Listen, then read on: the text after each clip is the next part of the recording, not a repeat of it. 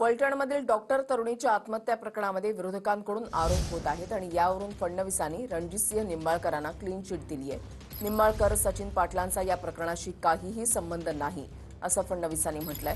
तर फडणवीसांनी प्रकरणाचा सर्व तपास केला का असा सवाल अंबादास दानवेंनी उपस्थित केलाय। तसंच ही आत्महत्या नव्हे संस्थात्मक हत्या असल्याचा संशय राहुल गांधींनी व्यक्त केलाय।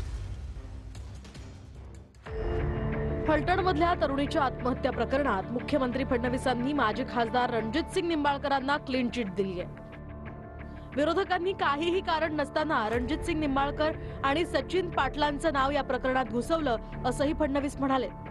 मला थोडी जरी शंका असती तर फलटणमधल्या कार्यक्रमाला आलोच नसतो असंही फडणवीस म्हणाले। परत 2-3 दिवसापूर्वी एका भगिनीचा मृत्यू झाला।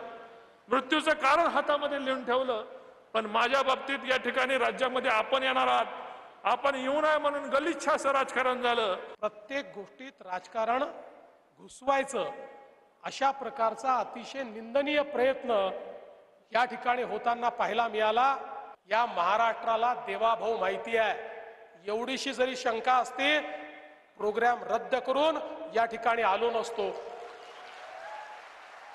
अशा बाबतीमध्ये मी पक्ष पाहत नाही, व्यक्ती पाहत नाही, राजकारण पाहत नाही। जिथे माझ्या लहान भगिनीचा विषय आहे तिथे कुठलाही कॉम्प्रोमाइज मी करत नाही। तपास अधिकारी मुख्यमंत्री झाले का? मुख्यमंत्र्यांनी तपास केला का या सगळ्या विषयाचा? इथले लोक तर तुम्हाला क्लीन चिटच देणार। फलटणच्या कोणत्याही अधिकाऱ्याला चौकशीला द्या तुम्ही, तो क्लीन चिट देणार। या मुलींना आत्महत्या काय मुख्यमंत्री येऊ नये म्हणून केली? तंत्र ठेवून बोललं पाहिजे ना।